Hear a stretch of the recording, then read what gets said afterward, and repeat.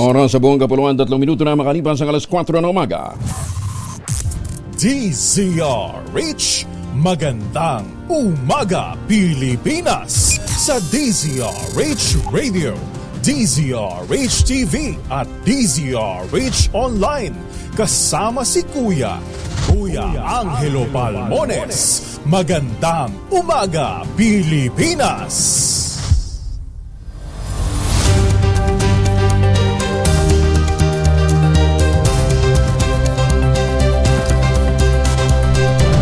Lumanan tayo ngayon. Aba, ang bilis ng panahon na 16th October 2023. Sa ulo ng ating mga balita, fair weather, asahan sa malaking bahagi ng bansa ngayong Lunes ayon sa Pag-asa. Rollback sa presyo ng diesel at kerosene, nakaamba naman bukas. Gasolina, posibleng tumaas. Transport strike ng grupong Manibelot taloy ngayong araw. Mga lokal na pamahalaan nagsuspende ng face-to-face classes. Nagkasa din ng mga libreng sakay. Libreng sakal. Pogo out na. IGL in. Ayon naman kay Pagger Chair Altenco na dumalo sa G2E sa Las Vegas, Nevada. Agarang repatriation ng mga OFW na naipit sa giyera sa Israel, panawagan ng liderato ng Kamara. Sitwasyon sa Gaza, itinaas ng DFA sa Alert Level 4. Mandatory repatriation ay patutupad. Halos sa 400 miyembro naman ng NPA sa Caraga Region nagbalik loob sa pamahalaan. Maganda umaga Pilipinas! Kasama pa rin natin ang buong radyo natin FM nationwide, ang ating Action Radio Station sa Luzon, Visayas at Mindanao. 91.7 BNFM Radio sa Cebu at 94.3 FM sa Jensan. Sa detalye ng ating mga balita, walang namomonitor na anumang bagong weather disturbance ang Pag-asa sa loob ng Philippine Area of Responsibility. Ayon kay Daniel James Villamil, asahan ang fair weather o magandang panahon sa bansa sa susunod na 24 oras. Diyan man sinabi ni Villamil na ang buntot ng LPA sa labas ng PAR ang makakaapekto sa Palawan. Makakaranas ito ng kalat-kalat na pag-ulan at thunderstorms. Ang northeasterly surface wind flow naman ang makakaapekto sa mga lalawigan ng Batanes, Cagayan, Apayao, Isabela at Abra, kabilang ang Metro Manila at mga kalapit nitong lalawigan. Samantala, asahan din ang mas malamig na panahon sa mga susunod na araw dahil tapos na ang panahon ng habagat at unti-unti nang lumilipat sa amihan season o taglamig. Sinabi pa ng Pag-asa na ang paglakas ng high pressure system sa Silangang Asya ay humantong sa unti-unting pagbabago o sa parang climate change. Nagbabago na daw po yung pattern ng panahon. Tumaas ang posibilidad ng below normal rainfall dahil naman sa El Nino phenomenon na maaaring magresulta ng dry spell o tagtuyot sa ilang lugar mula last quarter ng taon hanggang sa unang quarter ng 2024. Makakaapekto ito sa sektor ng agrikultura, yamang tubig, kalusugan, energy at iba pang sektor. 6 na minuto makalipas ang alas 4 na umaga. Nagbabala naman ang Department of Environment and Natural Resources na nasa 100 barangay ang posibleng nasa panganib ng pagbaha dulot pa rin ng climate change. Tumanggi si Environment Undersecretary Carlos David o si Yusek Sipi. Natukuyin ang mga barangay na kasama sa kanilang listahan, ngunit nabisuhan na niya ang mga ito. Sinabi pa ni David na karamihan sa mga barangay na nasa kanilang listahan ay nasa bahagi ng Bulacan, Pampanga at Nueva Ecija na dinaraanan ng tubig na dumadaloy sa Pampanga River. Meron din niyang mga barangay sa Mindanao na pinakadelikado sa pagbaha. Dapat niyang maging proactive ang mga lugar na ito sa kanilang paghahanda upang mabawasan ang impact ng baha at hindi kumikilos lamang dahil sa rescue, recovery at rehabilitation kapag may nangyayari ng mga sakuna. Arangkada naman ngayong araw ang tigil pasada ng grupong Manibela nationwide. Sinabi sa DZRH at sa radyo natin ni Marbal Buena, ang chair ng Manibela, posibleng hindi muna sila makipag-meeting sa Malacanang at ipagpaliban na rin muna ang mga negosasyon. Isiniluan natin Balbuena na may mga salbahing tao na hindi nakikiisa para ayusin ang hanay ng transportasyon. Ayon kay Balbuena, nasa 1,000 ang sasama sa kilos protesta ngayong araw at marami-rami rin ang magsasagawa ng tigil pasada. tuloy na po at wala na po munang negosasyon, Sir Christian, kaya hindi ko kayo masyadong nagre-ready po kami. Kala natin na intindihan tayo, may mga salbahe talagang tao na nanggugulo at ayaw po na maayos itong transport sector, makapanaman ng transportasyon. Siniguro naman Interior and Local Government Secretary Benhur Abalos na hindi mapaparalisa ang transportasyon sa Metro Manila maski matuloy ang tigil pasada ng grupong Manibela. Ayon kay Abalos, tiniyak sa kanya ng malaking transport group na Magnificent Seven na hindi sila makikisa sa transport strike. Punto ng kalihim, binubuo ang nasabing grupo ng 75% ng public transportation ng Metro Manila tilang bahagi ng bansa. Pero kahit daw walang malaking epekto, pinaghahandaan pa rin ang nasabing tigil pasada ng iba't ibang ahensya tulad ng Metro Manila Development Authority, ng Land Transportation Office, ng Department of Transportation at maging ng pambansang pulisya. Isang multi-agency command center niya ang itatayo sa bagong tanggapan ng MMDA sa Pasig City upang i-monitor din ang sitwasyon sa araw ng transport strike. May mga sasakyan ding nakaposisyon sa ilang lugar na handang umalalay sa mga pasahero kung kinakailangan. Suspendido nga ang klase sa maraming paaralan sa loob at labas ng Metro Manila dahil sa tigil pasada ng grupong Manibela. Wala munang face-to-face classes sa lahat ng antas ng mga pampubliko at pribadong paaralan sa Las Piñas, Marikina, Parañaque, Pasay at Caloocan, gayon din sa Santa Rosa, San Pedro, Binyan City, San Pablo at Cabuyao City sa Laguna, gayon din sa Angeles City sa Pampanga. Sinuspende rin ang in-person classes ng De La Salle University Manila, University of Santo Tomas, University of East Manila and Caloocan, gayon din ang National University.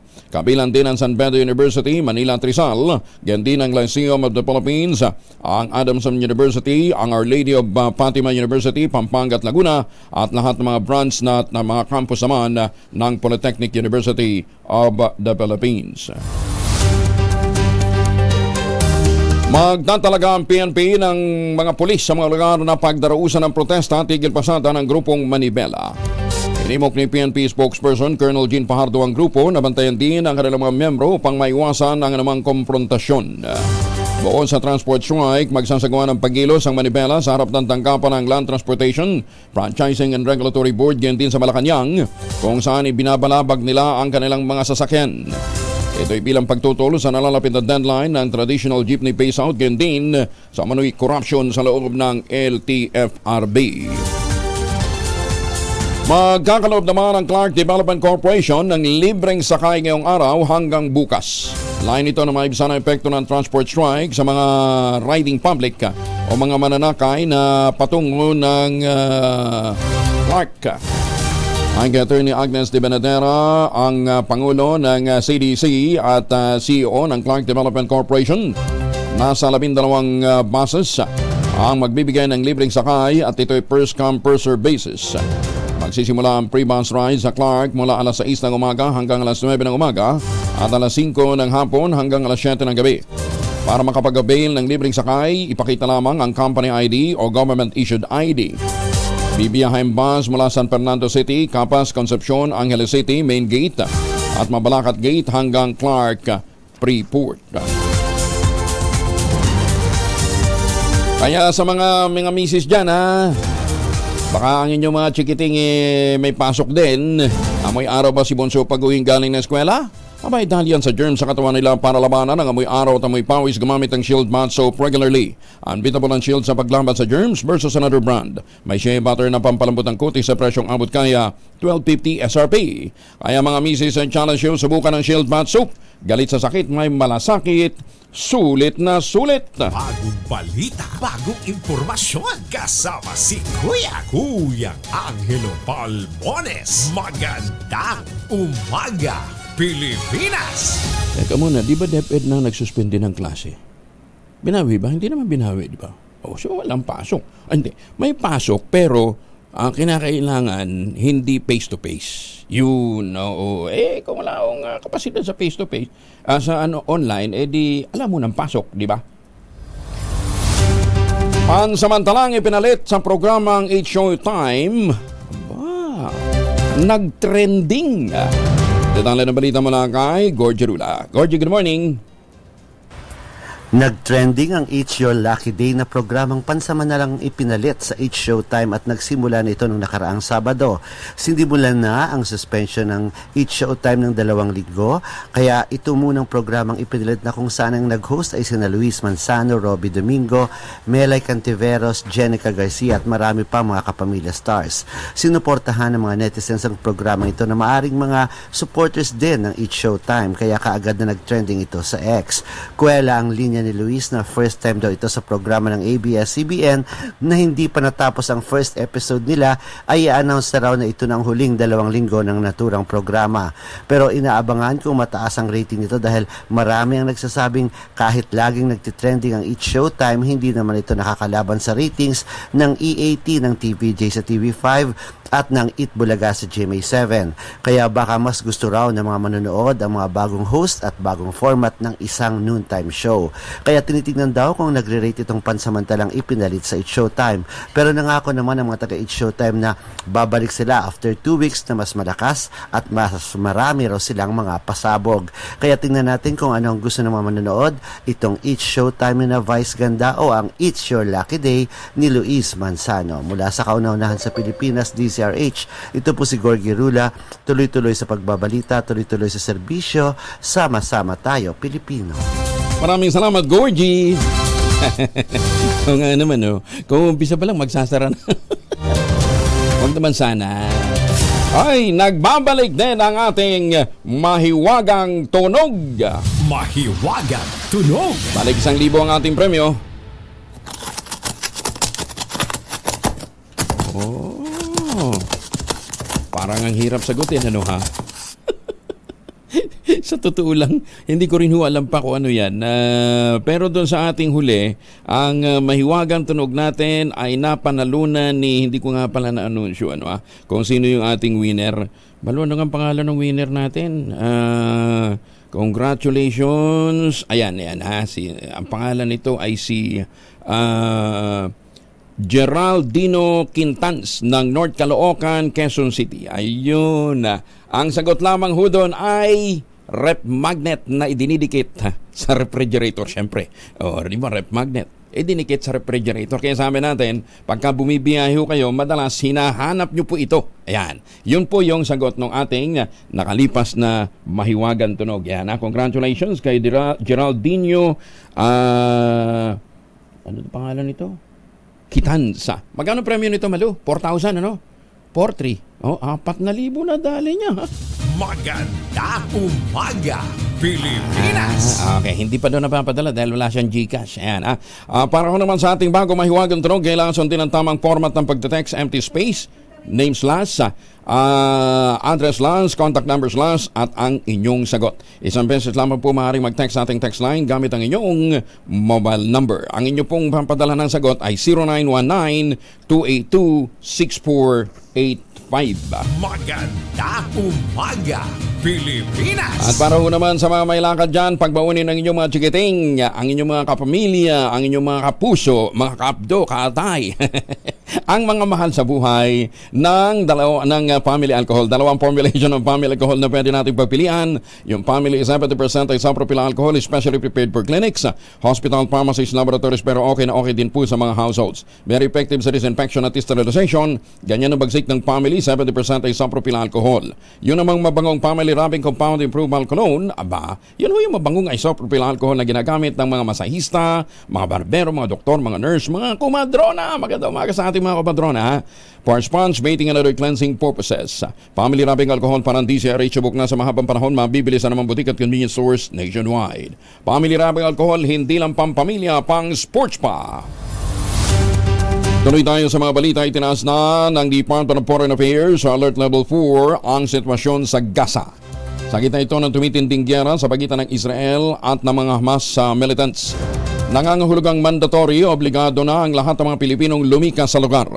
Ayon sa DFA, 78 mula sa 131 ang mga Pinoy sa Gaza ang nailipat na sa Rafah border. Malapit ito sa Egypt habang ang iba naman ay nakalikas na mula sa northern Gaza. Malungkot nito, apektado kung titingnan natin, akala natin ang problema ay nasa Gaza lang, Pero maraming mga Jewish businessmen, ang medyo restrained din ho ang kanilang mga pagkilos ngayon. Nanawagan naman si House Speaker Martin Romualdez para sa agarang repatriation ng mga OFW na naiipit sa gerang nagaganap sa pagitan ng Israel at ng Palestinian militant groups na Hamas upang matiyak ang kanilang kaligtasan. Kasabay nito, tiniyak na Romualdez ang pagkakaloob ng 500,000 pesos na personal na tulong sa pamilya ng 3 Pinoy na nasawi din sa Israel-Hamas war. Una rito, sinabi ng House Speaker na katuwang si Tingog Party List Representative Yedra Marie Romualdez ay magbibigyan ng tulong na tig-kalahating milyon sa pamilya ng 2 Pinoy na kumpirmadong nasawi sa kaguluhan sa Israel. Nagpahayag din ng pagkabahala si Romualdez sa kaligtasan ng mga Pinoy na naiipit sa giyera, kaya't nananawagan ito sa DFA at sa Department of Migrant Workers. Madali na ang repatriation ng mga OFW na nasa Israel at Gaza Strip na hawak na ngayon ng Hamas. Ang pahayag ng DFA nagsasabing 131 naman ang mga Pinoy ang nasa Gaza, pero 71 humiling na makauwi ng Pilipinas, habang sa Israel 22 Pinoy ang humirit na rin ng repatriation. Bukod sa tulong pinansyal, nangako din ng House Speaker na maghahanap ng paraan upang madagdagan ang kinikita ng mga pamilya ng mga nasawi at suportahan din ang pagbangon ng mga ito mula sa naturang trahedya. Pauwi na ng Pilipinas ngayong araw ang unang batch ng mga OFW na naipit sa giyera ng Israel. Ayon kay Foreign Affairs Undersecretary Eduardo de Vega, pinabibilangan ito ng 8 Pinoy na humihiling ng repatriation mula sa pamahalaan. Nilinaw pa ni de Vega na ang mga OFW ay nagtatrabaho sa loob ng Israel at hindi kabilang sa mga natrap sa war zone sa Gaza Strip. Babalikan ng OWA ang lahat ng gastos sa flight ng mga uuwing Pinoy. Samantala, nasa Pasig Mega Market muna ngayon si Noche Gakas. Noche, kumusta ng presyo ng ating mga bilihin? Good morning. Ngayong buntag, kaya Angel, yung iba tumaas, meron din namang iba na bumaba yung presyo, lalong-lalo na sa gulay. Pero unahin ko yung bigas, Angel, marami nag-aabang ngayon sa presyo ng local rice, yung special, 60 pesos pa rin ang kilo, habang yung regular milled rice, Kuya Angel, 43 pesos. Ang bangus naman, 190. Ang tilapia, 130. Kalunggong local, 220 ang kilo.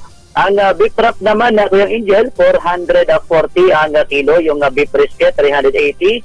Ang kasim, 310. Liempo, 360.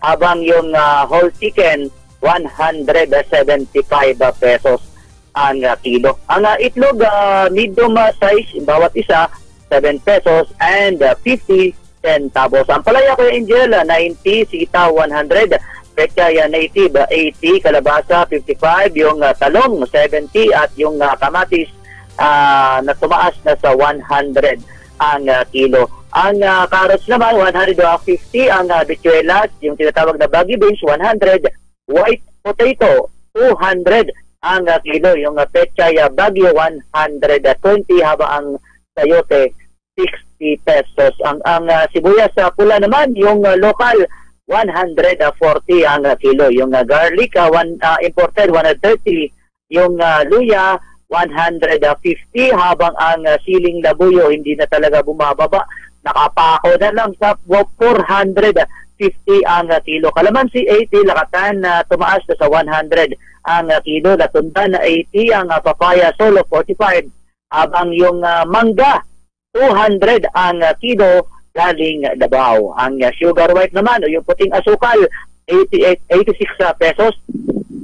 Ang sugar was 81, sugar brown na 79, palm oil 350 ml 25 pesos, habang ang palm oil 1 liter 70 pesos. Isama na rin natin yung coconut oil, 350 ml, 26 pesos, habang ang coconut oil na 1 liter, 71 pesos. So yan ang presyo ng mga tunahing bilhin ngayong Monday morning dito sa Pasig City Mega Market. Mula sa kanan sa Pilipinas, sa DCRH, ako si Kakasol, tuloy sa pagbabalita, tuloy-tuloy sa serbisyo, sama-sama tayo, Pilipino. Maganda umaga, Pilipinas! Dagan salamat, Noche. 10:22. 4:22 ang oras sa buong kapuluhan. Medyo na, ano pa tayo nasa time zone. Alas 9 ng gabi kami dumating kanina Kaya medyo hilo-hilo pa yung lolo nyo. Ay, mga misis!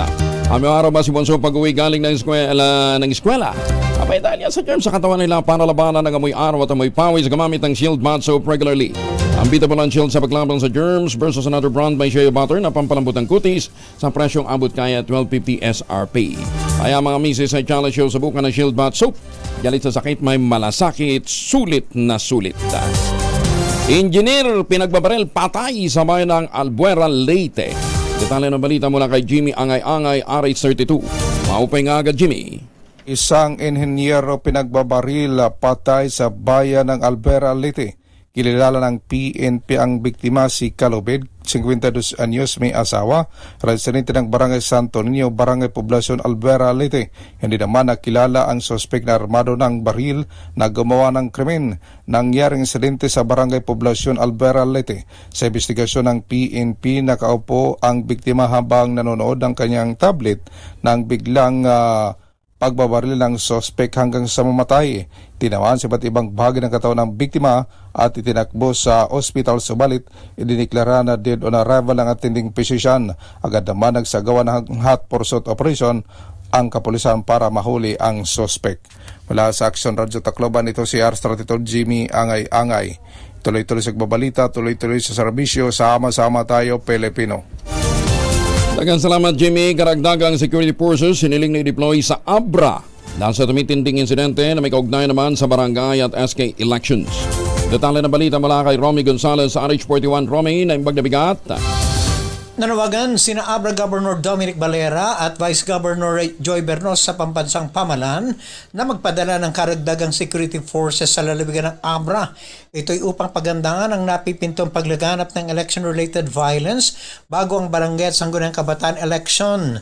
Ang panawagan ng dalawang opisyal sa Abra ay bunsod sa napimpinto at tumitinding tensyon sa lalawigan matapos ang nangyaring sagupaan sa pagitan ng PNP at armadong grupo sa bayan ng Bukay noong Oktubre 9. Kaugnay nito, nakikiusap si Governor Valera sa kanyang mga kababayan na manatiling kalmado sa gitna ng mga nangyayaring insidente na may kaugnayan sa BSKE. Kinundi na rin ito ang ginagawa ng mga umano'y armadong kalalakihan na kumakatok sa mga kabahayan at pilit na ibinubuyo ang kanilang mga kandidato sa Bangged at Bukay.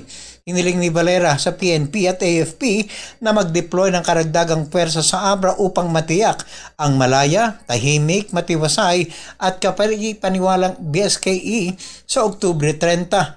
Naalarma ang opisyal sa pag-atras ng 122 kandidato sa barangay at SK election. Ayon kay Attorney Rachel Belmes, Provincial Election Supervisor sa Abra, 44 na guro sa 13 sa Bukay, 14 sa Pilar, 3 sa Lagayan, 6 sa Lagangilang at 8 sa Bangged ang umatras din na magsilbing Board of Election Inspectors sa nalalapit na barangay at SK election. Mula sa kauna-unan sa Pilipinas, DZRH, ito si Romy Gonzalez, tuloy-tuloy sa pagbabalita, tuloy-tuloy sa serbisyo, sama-sama tayo Pilipino. Maraming salamat, Romy. Just like Gina, mga nagpapatsesyon naman nagtakbuhan na makita ang mga pulis. Pero may naaresto pa rin sa Bagak, Bataan. Detalye mula kay Danny Comilang, RH37 Danny. Arestado ang isang lalaki na kabilang sa 5 individual na nagsasagawa ng patsesyon ng shabu at mahulihan pa ng droga sa Barangay Banawang, Bagak, Bataan.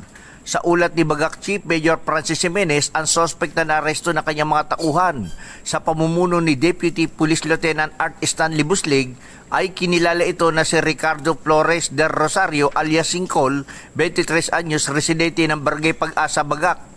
Nakatanggap umano ang Bagak PNP ng tawag mula sa isang concerned citizen hinggil sa umano'y may nagaganap na patsesyon sa nabanggit na lugar. Agad pinuntahan ng Bagak PNP ang binanggit na lugar, subalit nang makita umano ang patrol ng PNP ay kanya-kanyang pulasan o takbuhan ang mga nagpapatsesyon sa nabanggit na lugar. Si Flores ang dinatnan sa lugar at ng kapkapan ay nanlaban pa umano ito at nakumpiskahan siya ng sachet ng shabu. Dinala ito sa Bagak PNP Station at naharap ito ngayon sa kasong Resistance and Disobedience at RA 9165. Mula sa kauna-unahan sa Pilipinas, DZRH, ito si Danny Comilang. Tuloy-tuloy sa pagbabalita, tuloy-tuloy sa serbisyo. Sama-sama tayo, Pilipino. Maraming salamat, Danny. Samantala, motorsiklo bumangga sa kasalubong na SUV sa Dagupan City. Rider patay. Naku, ingat ho tayo ha. Lalong-lalo na pagka madaling araw, madulas yung mga lansangan. Masantos siya kabasanay sa kayamin sa ating mga kababayan dyan sa Pangasinan. Detalye mo na kay Freddy Pajardo, RH38 Freddy. Hindi na umabot ng buhay sa paggamutan ng isang motorcycle rider matapos itong bumangga sa kasalubong na SUV sa Dagupan City. Sa ulat ni Dagupan City Chief of Police Lieutenant Colonel Brindon Palisok, 1:25 ng madaling araw kahapon sa New Divinesia Highway sa lungsod, naganap ang aksidente kung saan isang motorsiklo na minamaniho ni Aljon Palma de la Cruz, 26 anyos, residente ng barangay Kibaol West, Lingayen. Ang si Bonmar Soriano, 30 anyos ng barangay Bikbin, Malay, ang aksidenteng bumangga sa kasulubong na SUV na minamaniho ni Gladys Nicole La Chica, 25 anyos ng barangay Pantal, Dagupan City. Sa investigasyon ay magkasalubong ang dalawang sasakyan na umano'y pumasok sa linya ng SUV ang motorsiklo dahilan ng kanilang banggaan. Kapwa dugo ang isinugod ng CDRMU Ambulance sa Region 1 Medical Center o R1MC sa syudad, kung saan idineklarang dead on arrival na ni Dr. Timothy Samuli si De La Cruz, habang patuloy pang nilalapatan ng lunas na nabanggit na paggamutan ng backrider na si Soriano. Ang mga involved sa aksidente ay sumailalim sa medical examination sa R1MC na positibo kapwa sa alcohol breath examination. Nasa kustodiya ngayon ng Dagupan City Police Station ang SUV driver para sa kaukulang disposisyon. Mula sa Aksyon Radyo Pangasinan, ito si Freddy Pajardo, RH38, tuloy-tuloy sa pagbabalita, tuloy-tuloy sa serbisyo, sama-sama tayo, Pilipino. Bagong balita, bagong impormasyon, kasama si Kuya Angelo Palmones. Magandang umaga, Pilipinas! Alas 4:30 ang oras sa buong kapuluan. Magandang umaga sa mga Pilipino dyan po sa Ningbo, China at sa mga suki ho natin sa Hong Kong. Maraming salamat po sa inyong patuloy na pag-antabay. Mayong buntag sa mga Bayugan City diyan sa Agusan del Sur. Nakaambang mixed movement o taas presyo at meron ding bawas sa produktong petrolyo bukas. Ayon kay Assistant Director Rodela Romero ng Department of Energy, maaaring bumaba ang presyo ng diesel at kerosene ng hanggang 1.40. Habang ang tataas naman ang presyo ng gasolina na hanggang 60 centimos bawat litro. Ito'y batay sa 4 na araw na monitoring sa Main and Plant Singapore at nakadepende pa sa takbo ng trading noong Biyernes. Kung sakali ito ay kalawang sunod na linggo na bababa ang presyo ng diesel, habang ika-4 na sunod naman na linggo sa kerosene. Ito naman ang pumutol sa 3 magkakasunod na linggong rollback sa gasolina. Noong nakarang linggo, nagpatupad ng big time rollback sa gasolina, umabot ng 3 pesos and 5 centavos per liter, 2.45 naman sa kada litro ng diesel at 3 piso sa kerosene. Magkakaroon ng pagsirit sa presyo ng mga produktong petrolyo sa katapusan ng taon. Dahil dito papalo sa 60 hanggang 70 pesos ang presyo ng mga produktong petrolyo. Paliwanag ni Director Rino David ng Oil Industry Management Bureau ng Department of Energy, matatagalan pa bago bumaba ng hanggang 50 o pwede hanggang 60 pesos ang bawat litro dahil sa pag-arangkada naman ng production cut. Iginit pa ni Abad, kung matatagdagan pa ang demand sa non-OPEC supply, ay mapupunan ang kakulangan sa produktong petrolyo sa buong bansa. By December, hindi po totally nawala yung undersupply. Mga less than 1 million, 500,000 ang estimate ni IEA. Konti na lang ho yan. I am confident na magiging nasa 60 pesos level ho tayo. Pero hindi mga 60 plus pesos ho tayo. Mga 60 to 70, no? Pero hindi ho tayo inaasahan na magbabalik sa 50 to 60 level. Kasi yan ho yung March level na walang production cut. Magandang umaga, Pilipinas! Binatikos naman ng mga lider ng iba't ibang partido politikal sa Kongreso si dating Pangulong Digong Duterte sa paninira nito sa institusyon. At sa death threat kay ACT Teachers Party List Representative Franz Castro, nakilalang kritiko ng anak nitong si Vice President Sara Duterte. Sa kanilang joint statement, sinabi ng mga lider na ang lahat ng political parties ng Kamara na ikinalulungkot nila ang banat ng dating Pangulo. Kasabay ng apelaan ay tigil ang ginagawang pagbabanta sa sino mang miyembro nito at sa institusyon na dati nitong kinabilangan. Iniyak din naman ito ang kanilang statement na magpapatuloy ang dedikasyon nila na mapaglingkuran ng mamamayang Pilipino. Pinaninindigan din ang desisyon na ilipat ang confidential funds sa iba't ibang ahensya na merong kinalaman sa security issue sa gitna ng tensyon sa West Philippine Sea at para na rin sa best interest ng bansa. Bukod sa OBP at NepEd, inalis din ng Kongreso ang confidential fund ng iba pang civilian agency tulad ng Department of Foreign Affairs, Department of Agriculture at ng DICT.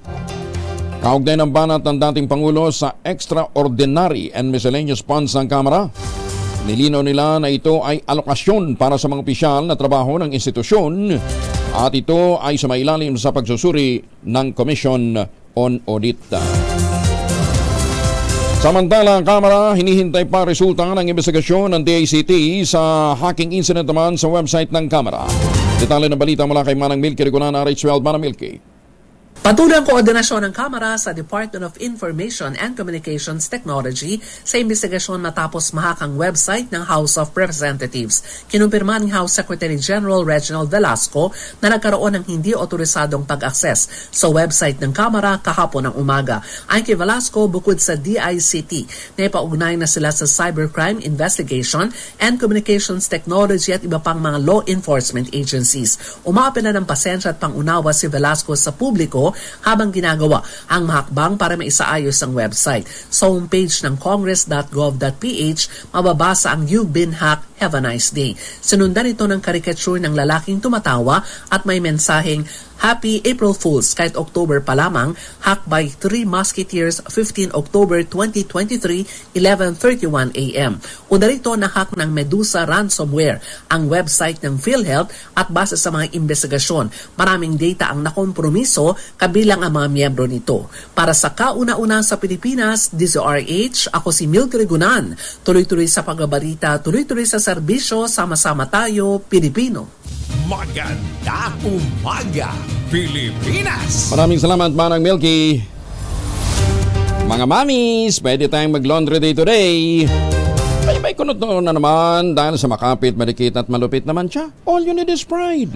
Ba't mapahirapan ang self-concept pride? Easy at worry-free naman ang laundry. Sa Triple Stay Away formula, tanggal ang matitinding bansya based on test sa chocolate, mud, and sabong cotton. Gawa po ito ng ACS. 35 makalipas ang alas 4, iba't ibang sektor ng Bangsamoro people sa Cotabato City magsasagawa ng peace rally bilang pakikisintipatya sa Palestinian civilians laban naman sa kamay ng Israeli Army. Detalye ng balita mula kay Jun Di Makutak, RH19. Assalamualaikum, Jun. Alaikum assalam, Kayang Angel. Gaganapin ngayong araw sa Cotabato City Plaza ang pagtitipon ng Bangsamoro people mula sa iba't ibang sektor sa Cotabato City at sa mga karatig munisipyo upang may palabas ang isang damdamin at boses mula sa Mindanao bilang suporta at panawagan ng hustisya sa kalagayan ng mga sibilyang Palestine sa Gaza. Sa panayam ng DZRH Mindanao kay Sheikh Khairuddin Mintimbang, ang spokesman ng Bangsamoro Actions Against Injustices, ang mapayapang rally ay upang may pakita nila ang solidarity ng Bangsamoro mula sa BARM kaugnay sa oppression and injustices na nagaganap sa mga kapatid na Palestinian sa Gaza.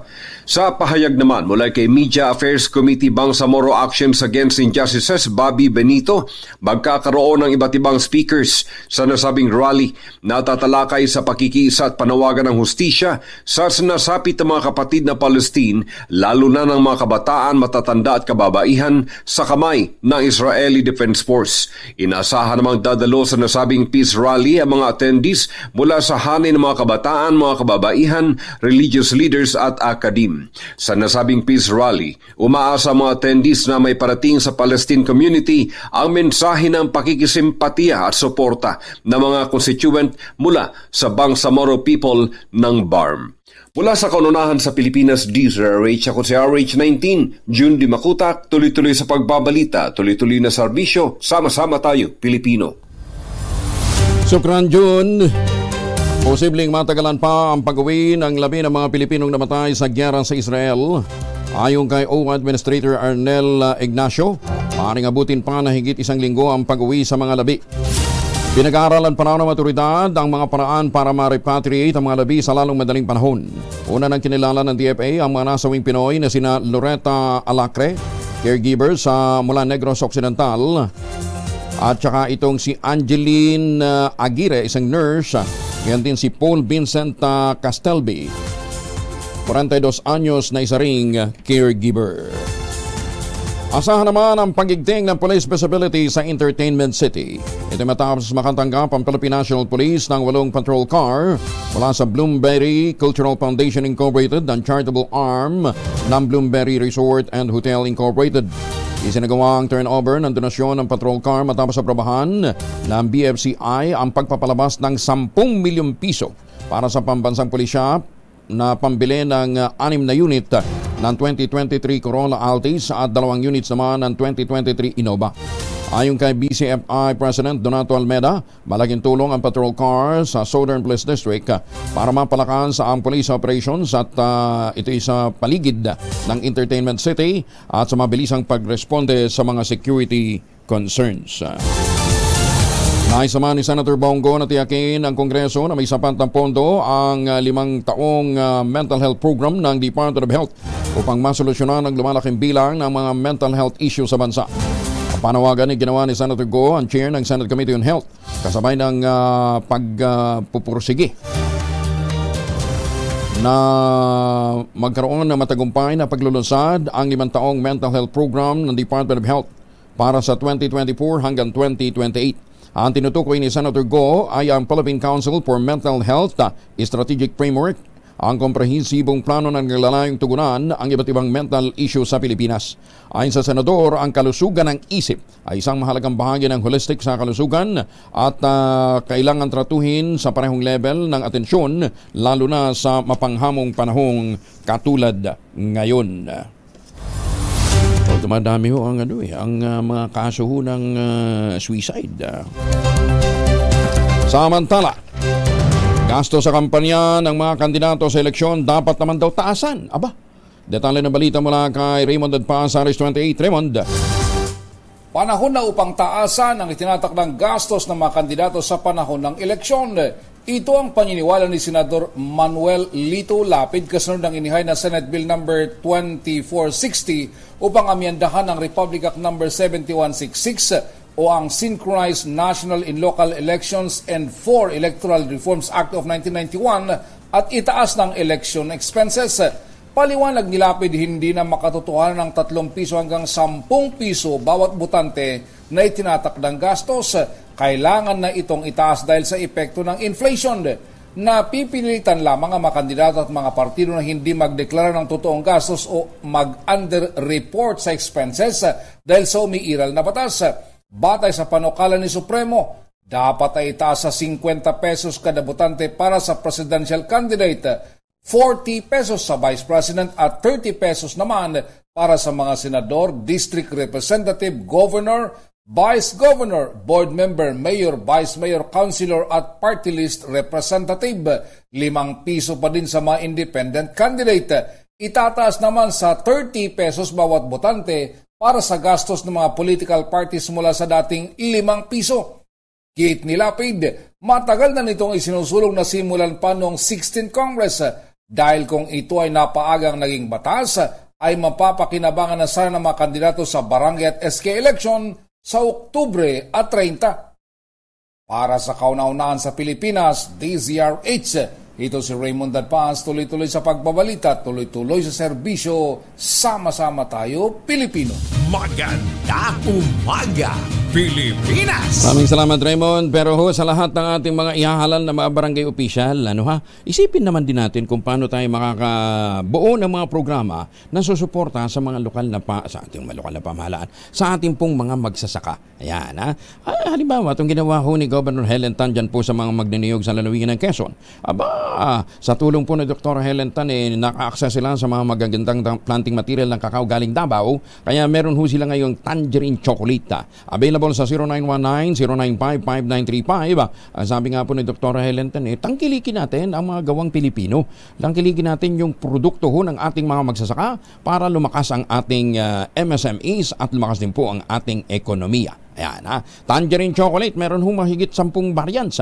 Available sa tangerinechocolate.ph o po pwede rin kayo tumawag o mag-text sa 0919-095-5935 para po sa kanagdagang impormasyon. Tangkilikin ang gawang atin. Tangkilikin ang Tangerine Chocolate, sabi po ni Doktora Helen Tan. Magandang umaga, Pilipinas! Out na ang Pogo.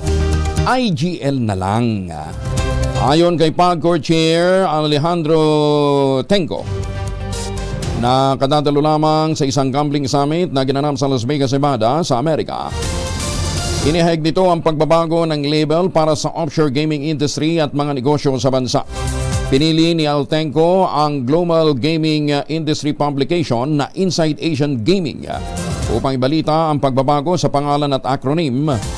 Isa sa nakikitang solusyon sa kontrobersyal na napakasalimuot na Pogo. Matapos ang Global Gaming Expo o G2E sa Las Vegas, sinabi ni Tenco na gagamitin ng PAGCOR ang terminong IGL o Internet Gaming Licensee para sa lahat ng offshore gaming companies na bibigyan ng accreditation at lisensya na makapag-operate sa Pilipinas. Paliwanag ni Tenco, ang pagbabago ay kaakibat ng pagsisikap na muling paglilisensya ng PAGCOR sa lahat ng dating operators ng kilalang Pogo. At saka dito, mache-check na rin kung sino lang talaga yung lihitimo na po pwedeng mag-operate. Alas 4:44, target naman ng DigiPlus Interactive Corporation na makaabante ng development ng panukalan nitong $500 million integrated casino sa Boracay Island. Ayon kay DigiPlus founder at Bacolod Mayor Albe Benitez, kinukumbinsi na ng kumpanya ang partner itong Hong Kong-listed na Galaxy Entertainment Group Limited. Ilarga na ang naturang plano. Kumpiyansa si Benitez na maigugulong na ang casino project sa Boracay dahil mas bukas na ang Pangulong BBM sa ganitong proyekto na makakahikayat ng mas maraming turista. Nasa kalahating bilyong dolyar o 500 million pesos ang minimum investment sa casino project batay sa inuobligahan ng Philippine Amusement and Gaming Corporation pagdating sa tinatawag na Integrated Casino Resort Development. March 2018 na selyo ng DigiPlus ang provisional gaming license mula sa PAGCOR para makapag-operate ng $550 million casino project sa Boracay kasama ang Galaxy Entertainment. Pero naatrasado ho ang project matapos na ipasara ang island destination ng dating Pangulong Digong Duterte para naman sa mailalim sa rehabilitasyon. Lalaking wanted sa kasong murder sa Caloocan City na aresto sa kanyang tinataguan. Detalye ng balita mula kay Edwin Duque, Aris 23. Edwin. Nangyari kay Edwin, ba't biglang nawala? Malamig-lamig dito sa Barangay Tinalon, Municipality of Sultan Kudarat. Happy birthday din po sa aking apo na si Ismael. Sabi ni Medjebel Transitory. Balikan natin si Edwin. Edwin, okay ka na? Kuya Angel. Morning to Angel. Natuntun ng Caloocan na pulis ang aking wanted dahil sa kasong murder sa bahagi ng Kalibo sa Strait sa Kaunlaran Village sa Barangay 20 Caloocan. Kinilala ito ni Police Colonel Rodel Lacuesta, suspect na si Remy La Peña, 36 years old, resident rin sa lugar. Sa bisa ng warrant of arrest na inisyon ni Jan sa Primo Alvin Lavinia, alang RTC Branch 128 sa Caloocan City na arrest na suspect dahil sa kasong murder. Matagal na umanong nagtatago o pinaghahanap ng batas sa suspect dahil nagmailap ito sa batas, lalo na nung nalaman itong meron na itong warrant of arrest. Wala pa rin siya kauna na sa Pilipinas, di sa rin ako sa Aras 23. Edwin Duque, tuloy-tuloy sa pagbabalita, tuloy-tuloy sa serbisyo, sama-sama tayo, Filipino. Bagong balita, bagong impormasyon, kasama si Kuya Angelo Palmones. Magandang umaga, Pilipinas! Magandang umaga din sa mga taga-Buwak, Marinduque. Alas 4:47 ang oras sa buong kapuluan. Kayo ba pagkagising yung parang pagod na pagod kayo, bigat hunin yung ng ulo hunin nyo, lalong-lalo na kung ilang oras lamang yung tulog. Yan ho, resulta ho ng puyat. Tapos pagka madalas ka pang puyat, tinitigyawat ka, kulang ka sa glow. epekto rin niya ng puyat at ng stress. Ayon sa pag-aaral, ang sleep deficiency o puyat at stress ay isa sa dahilan kung bakit nagkakaroon ng sakit sa puso, hypertension, diabetes, stroke, obesity, poor sexual performance at depression. Ang puyat din ay isa sa dahilan ng aksidente at madalas na posibilidad na bumagsak, nawawala ng balance, nababalian ng buto, lalong-lalo na kung nagkakaedad na. Kaya kinakailangan magkaroon ng sapat na tulog. Hindi lang sapat na tulog, kundi yung magandang tulog.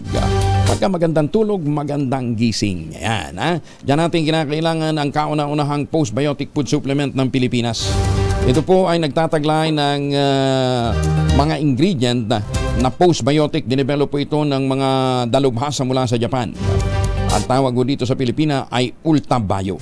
Ang Ultabio capsules po naman ay rehistrado mula sa Food and Drug Administration at rekomendado ng mga doktor. Madali lamang ito mabili online. Available po sa Lazada, Shopee at TikTok. Dili kaya para sa karagdagang impormasyon, mag-text po kayo sa 0917-110-6580 para po sa karagdagang impormasyon. Ulitin natin ha, 0917-110-6580 para po sa karagdagang impormasyon. Sa panahon ho ng stressful na buhay, kakulangan ng tulog, kinakailangan natin ng magandang kaagapay. Yan po ang Ultabio. Mabibili na po sa John's Pharmacy sa Zamboanga City at San Pedro Laguna sa Pasmed Pharmacy. Malapit-lapit na rin po dito ho sa Metro Manila sa mga pangunahing botika. Si Pinky Para, Senior Trade and Industry Development Specialist mula po sa Center for International Trade Missions and Trade Exposition and Missions o SITEM, kasama ho natin. Ma'am, magandang umaga po sa inyo. Kamusta na ho kayo? Magandang umaga po, Sir Angel. Okay naman po. Magandang umaga po sa lahat po ng nakikinig sa ating programa. Hanggang ngayon marami pa rin nagtatanong, ano ba talaga ang role ng SITEM sa promotion po ng ating mga produktong gawa ng mga MSMEs? Yes. Sir, ang SITEM po ay ang export promotions arm ng DTI or ng Department of Trade and Industry. So kami po yung nagpo-promote ng exports ng Pilipinas sa mga produkto ng home, furniture, mga seasonal decor, pati mga pagkain. So kami po yung nagpo-promote nito sa iba't ibang buyers sa overseas markets, mostly through expos, and meron din po tayong mga business mission. Tapos meron kayong training na ibinibigay ho sa ating mga kababayan? Yes po. So, inihahanda po natin yung ating mga kalahok na MSMEs at exporters para naman kapag harap nila sa ating mga buyers, handa po sila na makipag-transaction talaga. Ang kagandahan nito, libre. Libre, ma'am, yung training o merong bayad? Yung training po, libre po yan. Pero yung paglahok po sa aming mga events na ginaganap dito sa domestic at saka yung mga overseas na sinasarihan natin na signature events, may bayad po pero very minimal, so talagang highly subsidized naman po. Ma'am, gaano katagal na ang SITEM? Ang SITEM po ay 40 years 40 years na. So, ang pinakaunang event nga po na ginawa noong 1983 ay itong Manila Fame na gagawin din natin ulit ngayong nararating na October 19 to 21. Yan po ay Thursday hanggang Saturday ngayong linggo. Alam natin, isa sa mga pinupush talaga ng Manila Fame, di ba, yung textile natin. Kaya nga, yung mga produkto natin, ginagamit na sa mga international fashion show, di ba, hanggang Paris, di ba? Pero overall, gaano karami na ho yung mga domestic products natin na naipakilala natin sa mundo? Marami na po, hindi lang mga textiles, pero nandiyan din syempre yung ating mga home decor and furniture. So, katulad po ngayong nalalapit na Manila Fame, meron po tayong kalahok na more than 250 exporters and MSME. So, halo po yan ng mga dati nang nag-e-export, pati po yung mga bagong nag-e-export at mga MSMEs na karamihan naman suportado ng ating mga LGUs, pati ng ating mga DTI regional offices. Ganda ng team nyo parang ngayong taon, ha? Feel what's possible. Feel what's possible. Bakit? Anong nasa likod nun? Yung feel what's possible, actually marami po yung hugot, no? Kasi ang Manila Fame talagang kapag tinatayo namin ng Manila Fame, we make it a point na talagang multi-sensory experience siya. Pero ngayon talagang pinocus namin yung feeling kasi after the pandemic, ito yung first time na talagang babalik kami face-to-face. Kasi yung last na Manila Fame was 2019. So ngayon lang po kami ulit babalik sa trade show floors. Mm-hmm. So we really want to highlight yung na-miss nila na talagang hindi lang makita yung produkto ng harapan, pati yung experience ulit na mahawakan nila yung produkto, yung maupuan nila yung mga upuan, at talagang maramdaman nila yung produkto. At saka, feel what's possible kasi gusto namin ipakita sa ating international markets na talagang in terms of creativity, in terms of innovation, yung ating mga exporters, mga manufacturers and designers talagang they're pushing the envelope in talagang walang limit ang pagdating sa design ng ating mga kababayan. Oo, Ma'am Pinky, sana pinadala mo kami ng mga picture o video ng mga itatampok natin doon sa Manila Fame, para makita nila kung gaano kagaganda yung mamimiss nila kung sakaling hindi ho silang pupunta. No? Kasi ang tawag ho ninyo Design Commune. Ano yung Design Commune? Yes. Sir, nga po, pero pwede po natin imbitahan yung ating mga nakikinig na tingnan ng ating mga social media accounts. So, yun po ay Manila Fame. So, both sa Instagram or sa Facebook. So, ang Design Commune, sir, ito yung isa sa pinaka-highlight ng Manila Fame.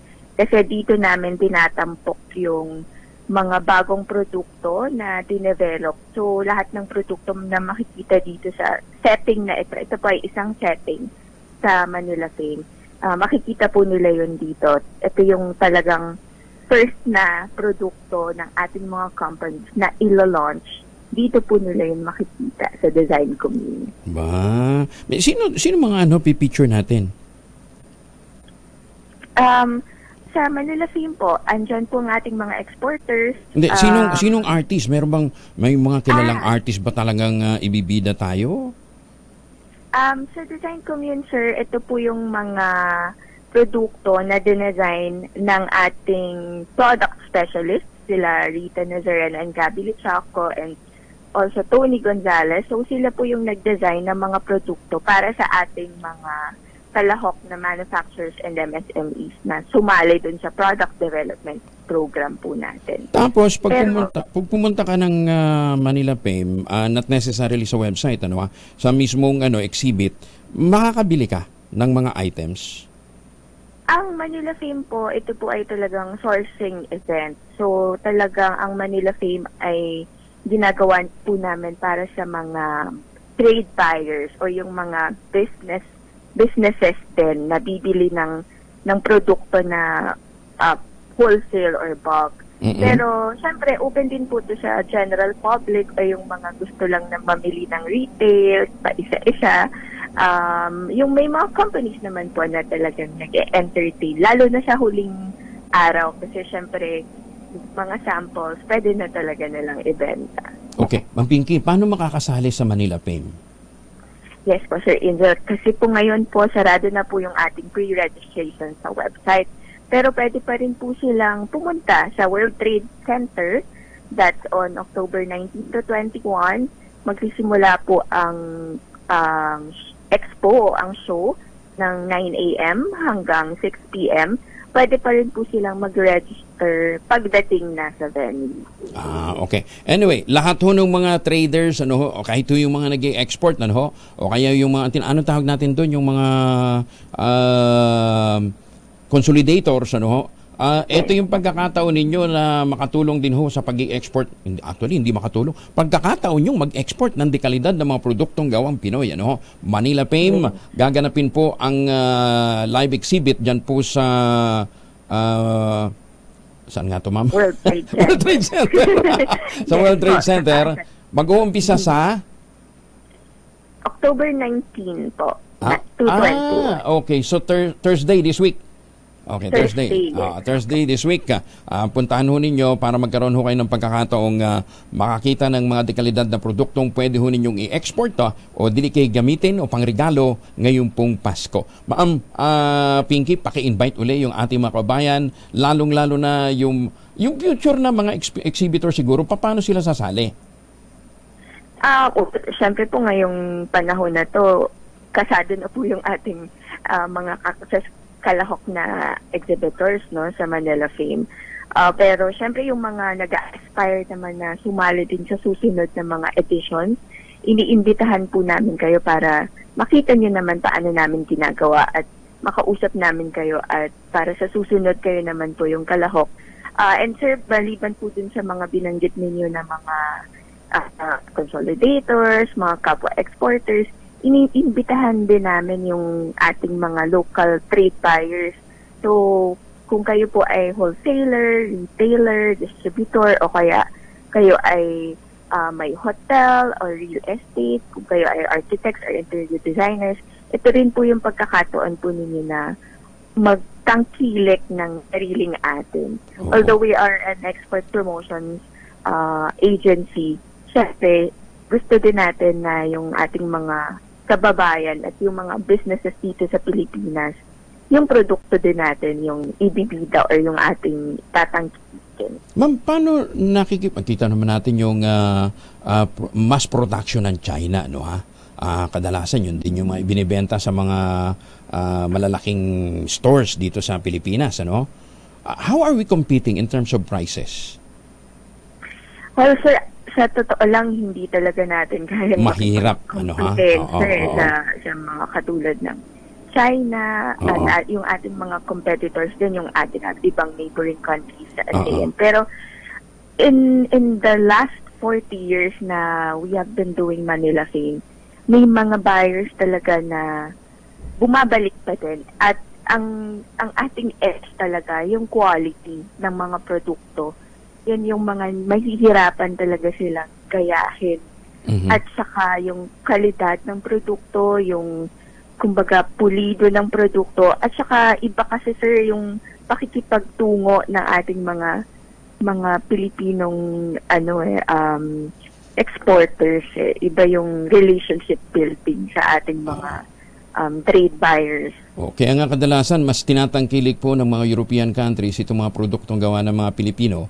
Kasi nga, number one, yung pagsiguro na ito'y gawa ho ng walang naaabuso, walang nasisirang kalikasan, ano ha? Pangalawa, ito po ay handmade, ano, at meron pong may historical background, ano ha?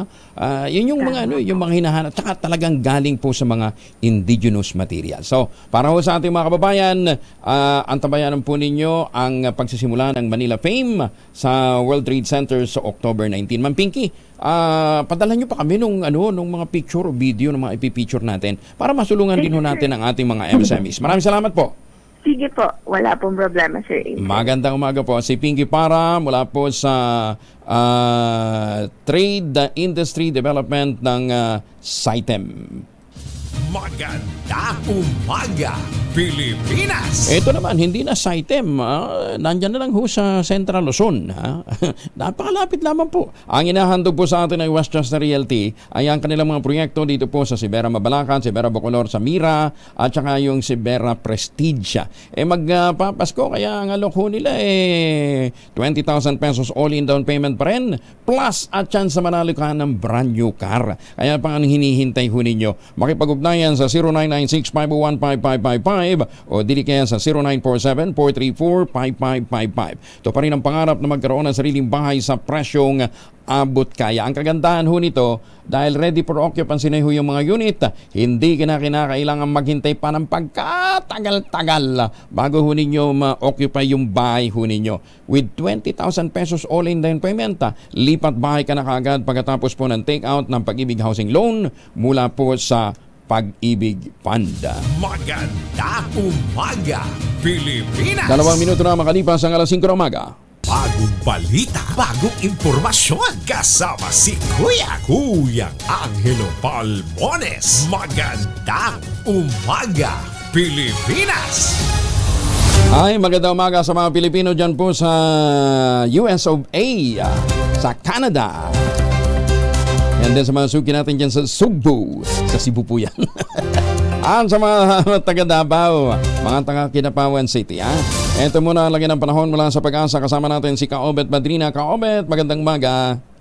Magandang umaga po, Sir Angel. Magandang umaga sa lahat ho ng mga tagapakinig natin. Narito na nga ang lagay ng ating panahon kung saan wala ho tayong minomonitor na bagyo ngayon sa loob o labas man ng Philippine Area of Responsibility. May LPA ho tayo pero nasa may western side na ito ng bansa, patungo na ito sa may bahagi ng mainland Asia. At sa ngayon ho, yung trough o extension nitong siyang maaring magdala ng maulap na kalangitan na may mga pag-ulan, partikular na nga dito sa may bahagi ho ng Palawan area. Posible ding makaranas ng ilang mga pag-ulan ho ang ilang bahagi ng Calabarzon sa ngayong umagang ito. Sa nalalabing bahagi ng ating bansa ay makararanas naman ng mga isolated o pulong-pulong pag-ulan, pagkid at pagkulog na maaring maranasan dulot ng mga localized thunderstorms. Sa may hilagang bahagi ho ng bansa, itong area ng Cagayan, Isabela, Apayao, tsaka Batanes, mga isolated light rain. So yun ho yung isang main difference. Sa may extreme northern Luzon, medyo hindi po or wala po tayong masyadong mga thunderstorm formation dahil nga po nagsisimula ng umepekto or makaranas ho yung tinatawag na hangin na mula sa hilagang silangan. Ito ho yung pagsisimula ng ho dahil nasa transition period tayo. Pagdating ng November, yung panahon naman ng amihan.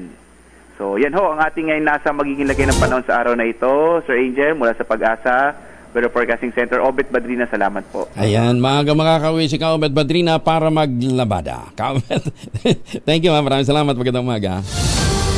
Iniyak naman ng Department of Agriculture, matatag ang supply ng bigas sa bansa hanggang sa unang quarter ng 2024. Ayon kay Assistant Secretary Arnel Debesa ng DA, may sapat na rice inventory ang gobyerno kabilang ang karagdagang inangkat na bigas. Inaasahan niya nga aabot ang national inventory stocks ng 77 days ngayong buwan.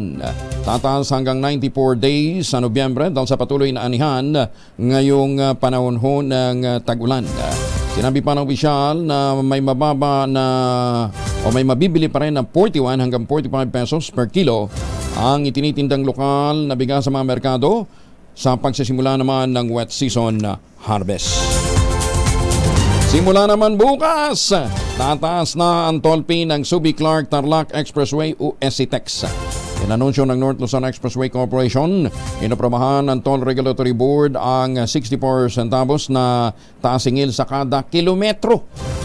Sa bagong toll matrix, magbabayad ng karagdagang 65 pesos ang mga bibiyahe ng end-to-end para sa Class 1 vehicle, 131 naman sa Class 2, 196 sa Class 3. Ang mga Class 1 vehicle namang bibiyahe mo Bambalacad City hanggang Tarlac, sisingilin ng karagdagang 25 pesos. 50 pesos naman sa Class 2 vehicles at 75 pesos para sa Class 3. Karagdagan namang 40, 81 at 121 ang sisingilin sa mga bibiyahe mo mula Bambalacad City at Tipo Hermosa Bataan at Balikan. Ngayon, kung gusto nyo matraffic, daan ho kayo doon sa lumang daan. Ay, susming buhay ito. Pinalulutang naman ngayong araw ng National Bureau of Investigation ang whistleblower na si Jeff Tumbado. Kaugnay ng laban bawi niyang expose sa korupsyon sa Land Transportation Franchising and Regulatory Board.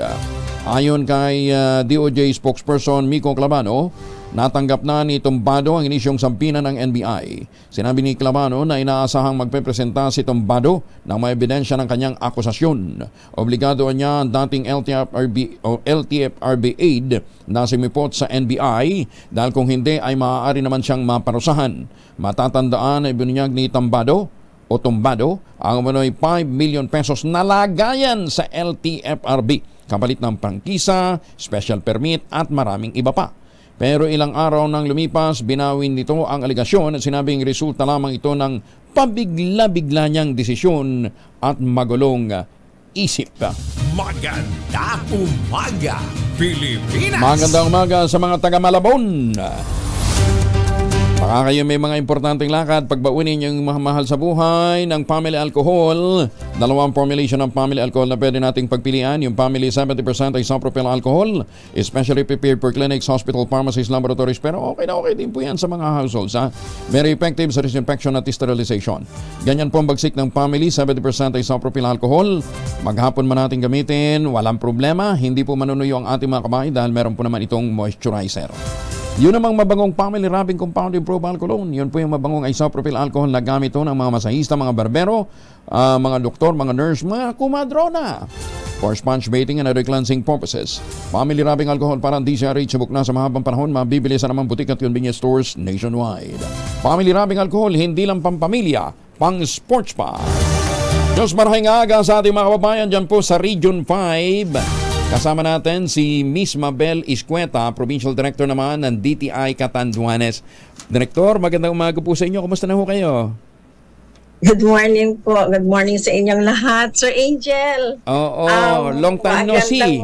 Magandang umaga po sa inyong lahat dyan at saka po sa lahat ng inyong mga listeners. Ma'am, kumusta ngayon dyan sa Catanduanes? Ngayon naman po ay magandang panahon. Siyempre, pasikat pa lang si Haring Araw.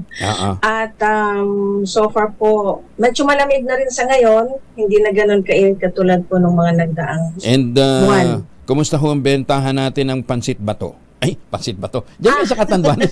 Hindi sa Catanduanes yun, di ba? Konti lang po ang pansit bato sa amin dito sa Catanduanes. Yan po ay marami po tayong mabibili niyan sa Camarines Sur. Camarines Sur. Ayan. Probinsya po. Ang amin po ay yung latik po, yung parang sunod sa latik at syempre. Latik, ha?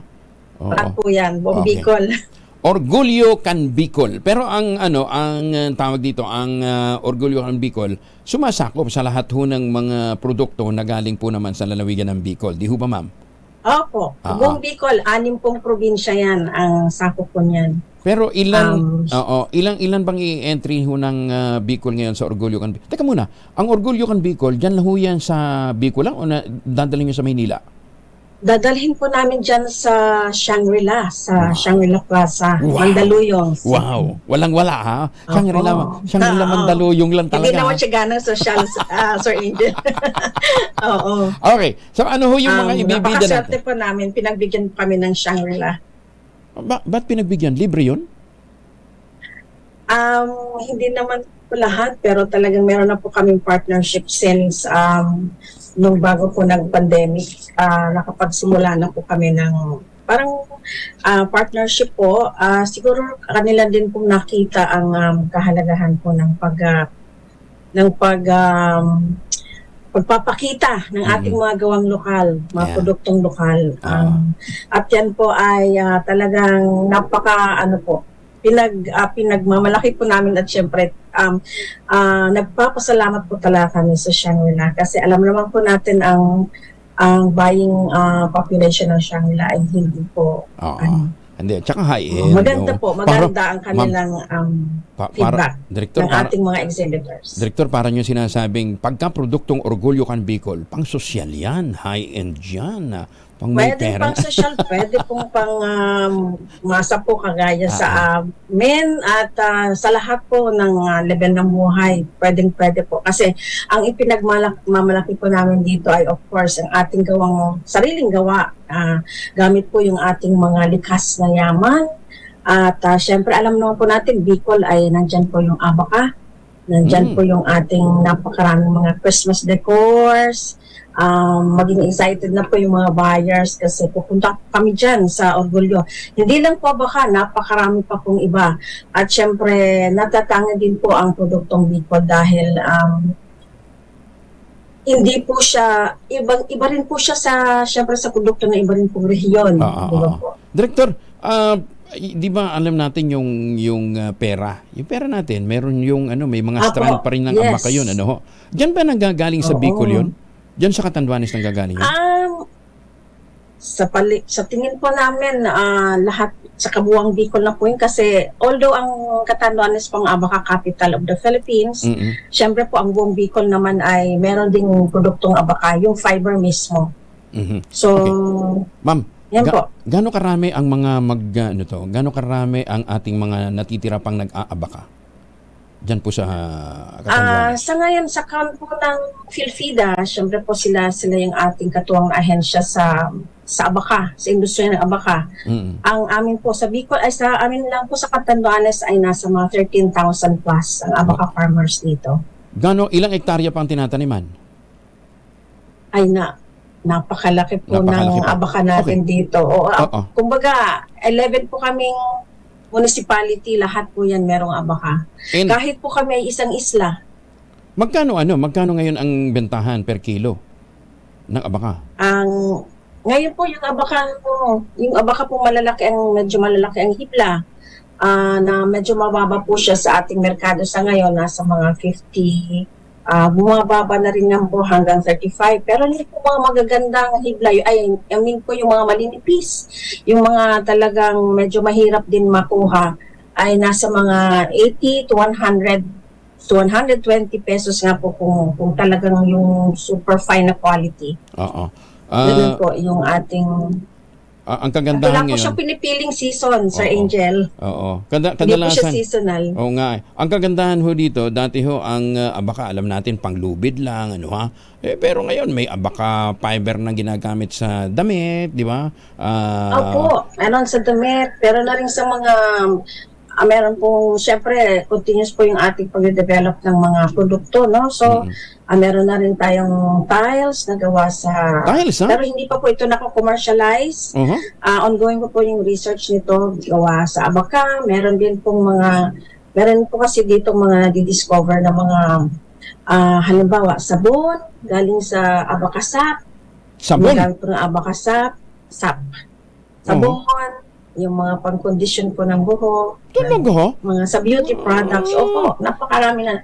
Alam na po natin yung iba pong industrial uses ng Abaca dati pa po, yung ginagamit sila sa parte ng sasakyan, yung panglaman po doon sa sasakyan. So aside from that, tea bags. Gawa din po ng Abaca yan.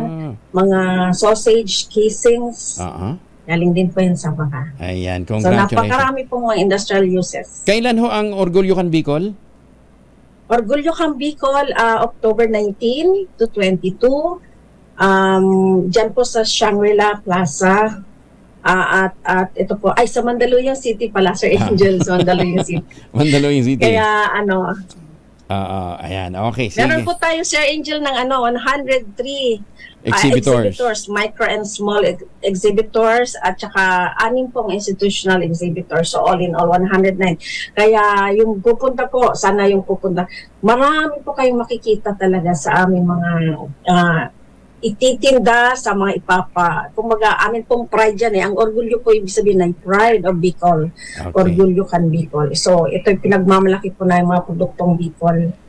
Director Mabel, maraming salamat ha. Thank you and good luck. Yes po. Maraming salamat. Magandang umaga. Thank you, Sir Angel, mabalos. sa pagkakataon. Si Provincial Director Ascueta ng DTI Catanduanes. Baka sabihin nyo naman ninyo, ano lang to, binibuild up lang natin. Tanungin natin yung isa sa mga exhibitor. Si Rebecca Joy Apante, may-ari naman ng Apante Agri-Industrial Product Development. Makakasama din natin siya via Zoom. Ma'am Rebecca, good morning. Isang magandang umaga po sa inyo, sir. Ayan, okay. Ma'am, ano naman ang produkto ng Apante Agricultural Agri-Industrial Products and Development? Kami po ay isang weaving industry in Catanduanes. Ang pinaka-major products po namin is hand-woven Abaca fabrics. Yun po yung sinasabi natin locally known na Abaca Pinokpok. Abaca, as in yung damit? Fabric kanyo? Fabrics po, yeah. Ito po ay nagsimula noong 1996. So, pangalawang henerasyon na po ako ngayon. At etong Abaca Pinokpok fabrics, ginagamit po ito paggawa ng barong, ng wedding gowns, any accessories like hair accessories, sapatos. Ngayon, nag-launch po kami ngayon ng sapatos at makikita po natin yan sa OKB this coming week. Talaga, sapatos na gawa sa Abaca. Pero paano, Yes po. paano mo malalaman? Makikita ba dun sa sapatos, dun sa shade ng ng sapatos, yung strand ng abaka? Yes po, makikita po natin yung strand ng abaka doon sa sapatos. Talaga? So, we specialized on heels, women heels. So, formal shoes siya. And eventually, makapasok din po kami sa mga panglalaking sapatos kung halimbawa sige. pinagpala. Ayan. Teka, doon muna tayo sa pinukpok barong. Meron kasi akong nabili dati. Akala ko pinukpok galing talaga sa Bicol. Peke pala hindi synthetic lang pala yun eh. So paano natin malalaman na yun ay urig? Hindi siya synthetic. Kasi po, makikita naman po natin kasi sa quality ng abaka. Okay. So, kami naman ho ay marami po kasing naghahabi na ngayon. At meron mga iba-ibang proseso ang pinagdaraanan ng abaka. Merong abaka na ginagawa muna siyang pulp, tapos sahaluan ng cotton to make it a thread. At sa amin naman, fiber talaga siya. So may mga fabrics na yarn na siya, but ang composition niya is abaka pulp plus the cotton, and then PTRI ngayon ay naghahalo na ng ibang fiber doon sa abaka. But still abaka, but not 100% abaka. Okay. Kasi abaka pulp can't stand alone pagdating sa yarn. So kailangan nilang haluan ng cotton. Teka muna. Ng cotton. Ma'am Rebecca, what makes it very expensive? Dahil sa ito'y handwoven? Ay, yung paggawa po, yung proseso. The process behind it, yun po yung mahirap. Yun po yung mahal. Okay. Siya expensive. May mga European dignitaries nakikita natin nagsusuot ng barong na may abaka, Nakakatuwa, Dahil kaya lang sabi nga nila, mas afford daw ng mga dayuhan yung ating mga produkto. Hindi naman siguro, Kaya din naman yata ng afford din naman. Kaya lang yung mga Pilipino kasi kuminsan, ayaw natin yung masyadong mahal dahil isusuot mo lang naman ang barong pagkakasal, binyag, o kaya may mga importanteng events. Pero dito ho, ang sinasabi natin, tangkilikin natin ang gawang Pinoy dahil ito ho ang magbo-boost sa industriya po ng ang tawag dito, hindi lamang ho ng barong, kundi iba pang mga agricultural products ho natin na makakatulong para lumakas ang ating ekonomiya. Ma'am Rebecca, gaano karami ang tinutulungan ninyong manggagawang Pinoy? Sa ngayon po, meron na po kaming 12 weavers. Aside po doon, meron po tayong home-based workers. Yun po yung sinasabi naming winders. So, ito po yung mga matatanda, mga single mom. May mga out-of-school youth po tayo ngayon na weavers. So, sila po ay parang naging part na ng weaving industry. Siguro dahil sa may mga kadahilanan, yung iba ay bumaba na yung presyo ng abaka, kaya sila ay nag-hobby.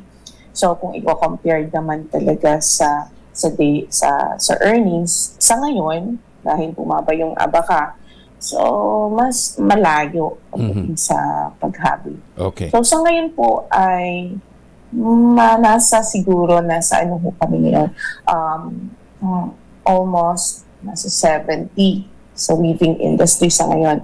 But noon, na hindi pa ho naapektuhan yung market at yung bagyo, pandemic, siguro nasa more than 100s kami sa panahon po ng father ko. Siya yung nag-manage ng weaving. Okay. Anyway, what is important, makita ho ninyo. May website ba, Ma'am Rebecca? Na pwede nila makita. Wala pa. So pinakamaganda pumunta na lang sila sa sa Shangri-La, Mandaluyong, para makita nila yung aktual, Mas mura ba pagka diyan ka bibili? Dito sa Manila Pay. Pag sa Manila Pay ko bibili, may discount, Pagbibigay ako ng discount. Sige. Lalo na sa mga Bicolano. Ayan, sige. Thank you, Mabalos. Yes, ingat po kayo. And again, para ho sa mga gusto makita itong mga gawa ng mga taga Bicol, Orgulyo Can Bicol, magsisimula October 19. Diyan po sa EDSA Shangri-La sa Mandaluyong. Ayan, para makita ho natin kung gaano kagagaling ang mga produktong Pinoy. Thank you. Maraming salamat, Ma'am Rebecca. Good luck. Si Rebecca Joy Apante ang may-ari po naman ng Apante Agri-Industrial Products and Development na nakabase po dyan sa Bicol. Oy, baka kayo ay naghahanap na ng maagang pamasko ha sa inyong mga mahal sa buhay. Huwag nating kalimutan, available po ang several variants ng Tangerine Chocolate. Available po sa 0919-095-5935 o dili kaya sa tangerinechocolate.ph.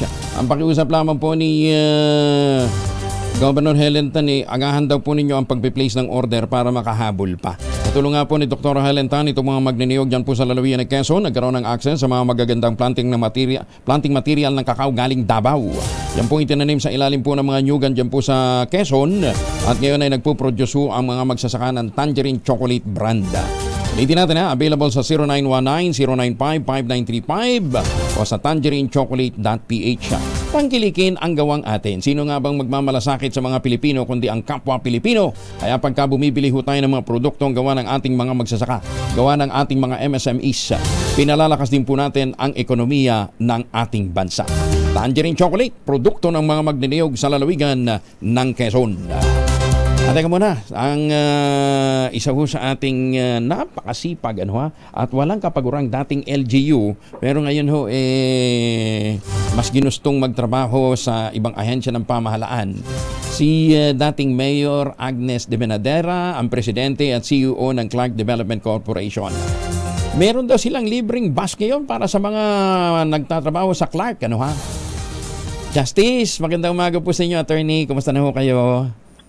Nako, good morning, Kong, my friend, Angela Palmones. Hindi ko maalis. Mayor, Justice, ngayon ay chairman at president. Ayan. Okay. President, pero parang mayor ako doon. Ng Clark. Kasi ang Clark Development Corporation, ang pinakang LGU doon sa Clark. Doon sa loob ng kami nag-i-issue ng permit. Pag may pangangailangan ng tao, ito yung ating pag-uusapan. Ayun. Kaya ngayon, dahil sa may problema ang transportasyon, mamimigay kayo ng libreng sakay. Yun mula lang San Fernando. Doon sa Pampanga, ang ating punteriya doon. So, dahil baka mahirapan ng ating, empleyado ng Clark Development Corporation, meron silang libreng sakay at yun naman ay talagang libre para sa kanila on a regular basis. No? So, okay. Pero dahil naman meron kaming mga buses na i-deploy, pati yung mga empleyado ng locators hanggang kaya ng schedule ng aming bus, sila pwede. Libre ang sakay. Okay. Ma'am, San Fernando yun, paano yung magagaling na Mabalacat? Kasama rin yun. Kasama din. Iba't ibang point. Ang panggagalingan nitong ating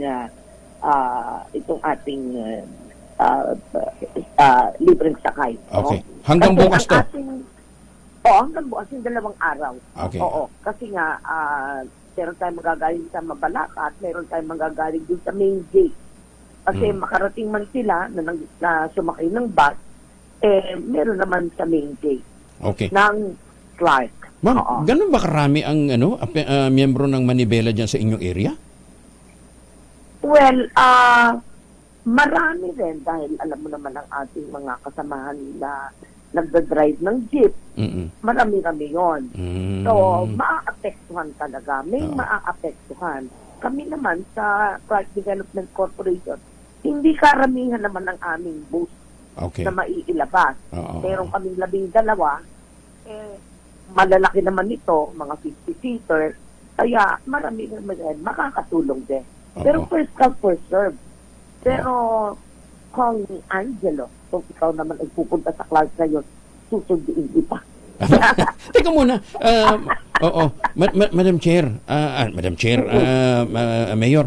Yung gaano karami na nag-allocator nyo ngayon diyan? 1,137. To be exact. Mas mabilis ka. Mas mabilis kayong dumami kaysa sa Subic, Ay, joke. Siguro nagkataon lang. Pero, ma'am, marami kaming workers sa loob. Kaya nga, ang dami yung hotel dyan .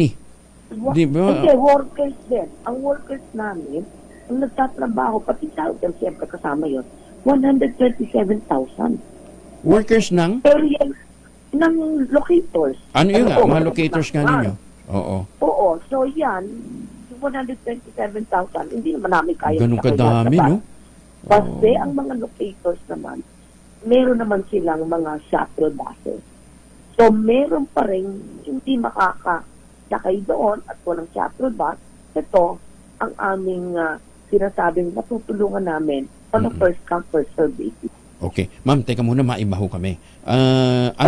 Ang CDC bilang isang GOCC, may funding na tinatanggap galing sa gobyerno? Wala. Yun, Kami, oo. Kayo ang nagbibigay? Kami ang nagbibigay. Noong May, nagbigay kami ng dividendo sa national government sa 1.2 billion. Wow! 1.2 billion. Oo, nag-increase na namin. This year, 2024, may target kami na ma-increase pa rin ang pamahalaan, ang national government. Okay. Ma'am, ilan yung mga malalaki, yung super laki talaga na mga multinationals na nag-ooperate ngayon? Alam mo, yung super laki namin, yung pinakamalaki namin exporter, ang ine-export nila is nasa $5 billion per year. Wow. Ganun kalaki pag sinabi mong malaki. Export, ibig sabihin, papalabas ng Pilipinas.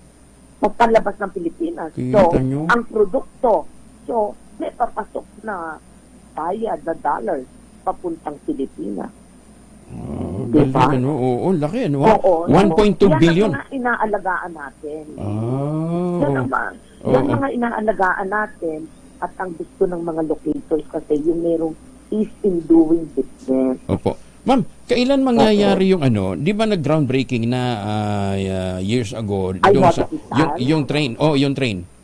Yung train papunta dito sa yung diretso ng train natin. In 2 years time, may portion na operational na. Wow. Talaga? Oo. Ibang klase nga itong Secretary Bautista.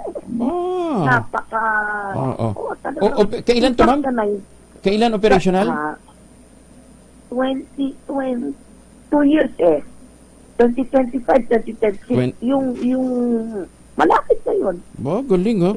2 tulog na lang. Hanggang saan ang biyahe niya? Yung first phase lang. Mukhang ito yung tutupan muna eh. Tutuban? Pero dadaan ang kamay nila. Galing ha. Kasi meron tayo phase hanggang Kalambayan, di ba? Okay.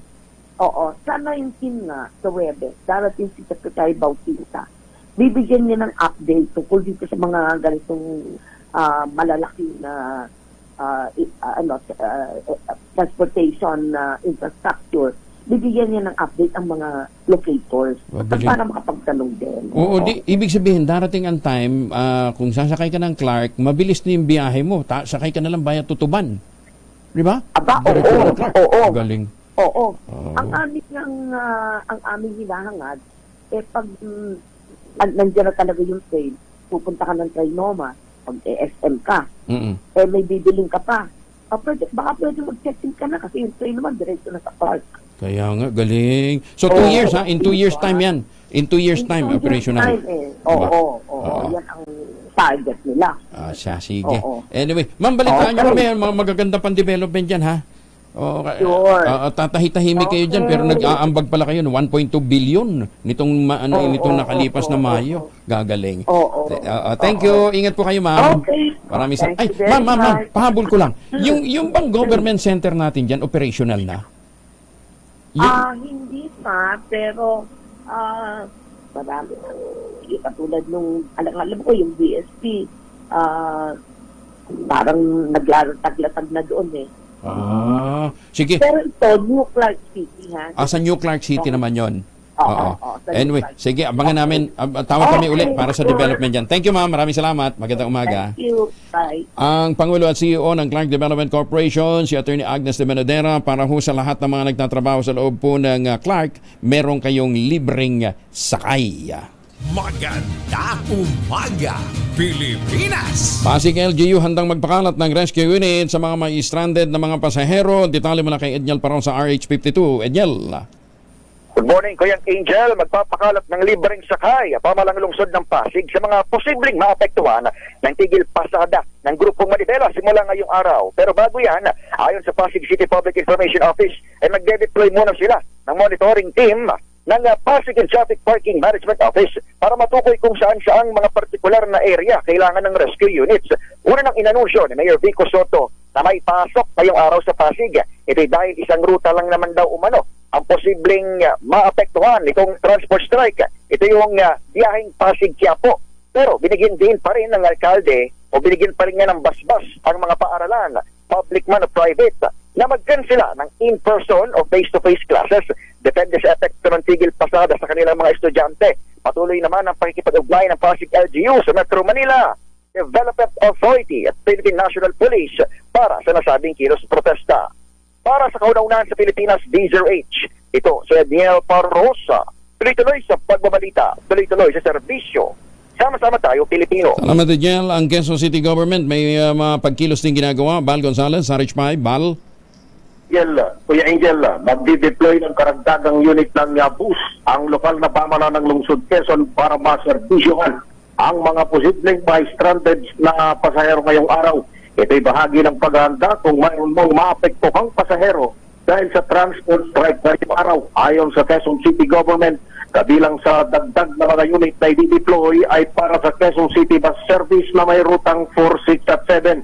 Ito ay ang biyaheng Quezon City Hall patungo ng General Luis sa Novaliches, Quezon City Hall patungo ng Gilmore sa bahagi ng Aurora Boulevard at Quezon City Hall patungo ng C5 o sa bahagi ng Ortigas Avenue Extension. Bukod pa ito sa karagdagang libreng sakay din na inihanda na mga barangay, Quezon City Police District at Department of Public Order and Safety.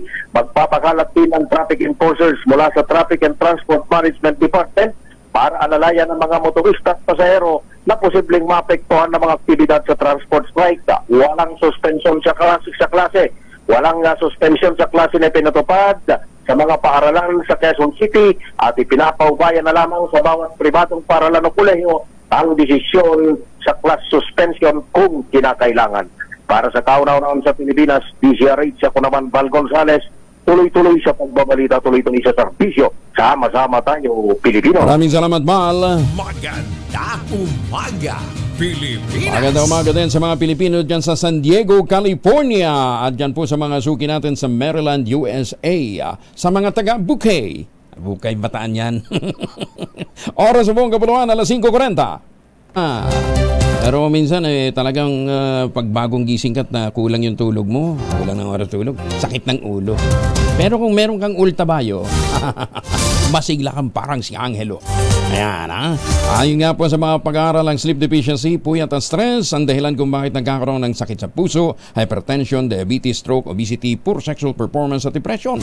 Kaya kinakailangan magkaroon ka ng sapat na tulog. Kung kulang yung oras, dapat kinakailangan magandang tulog para magkaroon ka ng magandang gising. Magagagaling mo lang sa mahabang biyahe, di ba? 12 oras ho yung biyahe, no? Pagdating mo ng Pilipinas, gabi na. Babangon ka, parang nagre-reklamo, ano? Para bumangon, magtrabaho. Kaya kinakailangan mo may postbiotic ka. Ang postbiotic po ay tagline ng Ultabio Capsule. Ito po ay inaral, tinuklas at dinevelop po ng mga dalubhasa sa Japan. At ang mga dalubhasa po naman ng Deoxys Health Ventures, inilagay ito sa kapsula na kung tawagin ay Ultabio Capsule.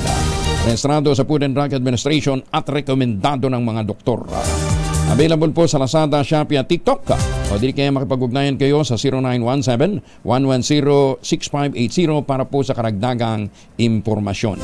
Sa panahon ng pagbabago ng panahon, stressful na buhay, kulang ng tulog, pero kinakailangan ho ninyong bumangon para magtrabaho. Kailangan nyo ng kaagapay, ng kasangga. Yan po ang Ultabio. Available sa Joann's Pharmacy, dyan po sa Zamboanga City at San Pedro Laguna, Pasmed Pharmacy. Pero dito ho sa Metro Manila, malapit-lapit na rin ho sa isang malaking drugstore. Yan po ang Ultabio, Samantala, nadiskubre ng mga scientist na pinipeke pala ng mga babaeng palaka ang kanilang pagkamatay. Para makaiwas sa atensyon ng mga lalaking palaka. Alam mo ninyo, di ba pagka yung umulan, ang ingay-ingay, kung ano-ano yung sa Amerika daw, pagka palaka, ang tunog daw, rebet. Sabi ko, sa Pilipinas, kokak lang yan eh. Anyway, sa pag-aaral po na nilathala ng Royal Society Open Science, nagpapatay-patayan pala ang female frogs upang makasurvive sa intense o delikadong mating season. Ba, ayos ha? Bukod sa tonic immobility, kabilang din sa pandepensa ng mga babaeng palaka ang turning motion, kung saan pilit silang bumabaliktad at iniikot ang katawan upang makawala sa mga lalaki. Ba? Bukod sa sa breeding season po kasi, matindi raw kasi ang kompetisyon sa hanay ng mga lalaking palaka para maka-access sa mga babae na nagre-resulto sa gulo at pag-aaway. Sa tao, baliktad mas marami na ngayon ng mga babae. Kasi karamihan sa mga lalaki, marami ding mga lalaki, babae na rin ngayon. Maraming nag-aagawan sa mga lalaki. Sinabi po sa pag-aaral na hinaharas pala, pinipwersa at ini-intimidate ng mga male frog ang mababaeng palaka para makapag-mate sa kanila. Ayon pa sa mga researcher, delikado ang mga babaeng palaka na matrap sa mating bolts na maaari nilang ikamatay. Nadiscover rin sa pag-aaral na hindi choosy ang mga lalaking palaka dahil interesado sila sa anumang size ng female frog. Ganun. Tindi pa na ng mga palaka. Anyway, yan po ang mahiwagang kwento ng mahiwagang palaka. Ito naman ang ating mahiwagang tunog. Ay, ba't nawala? Teka muna, intro ko muna. Dali. Ito. Mahiwagang tunog.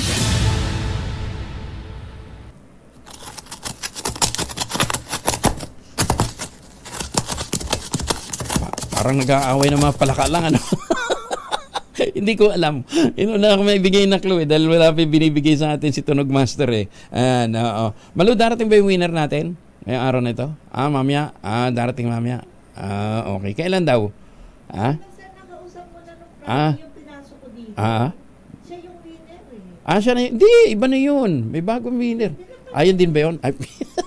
Ayun din yun. Ibigyan na pala natin. Akala ko naman mag-aabono naman ako. Anyway, para po sa mga winners, mga gusto sumali sa ating mahiwagang tunog, sundin po ang tamang format ng pagte-text empty space, name / address / contact number / at ang inyong sagot. Isang beses lang po maaaring mag-text sa ating text line. Gamit po naman ang inyong mobile number. Ang inyong pong mga numero na pwedeng padalahan ng inyong sagot ay 0919-282-6485. Ulitin natin 0919-282-6485. Nawawala ako sa kala ko tuloy wala pang nananalo. Anyway, abangan po ninyo, magbibigay tayo ng clue bukas doon sa ating mahiwagang tunog. Oras muna, 9 na minuto na lamang bago mag-ACS ng umaga.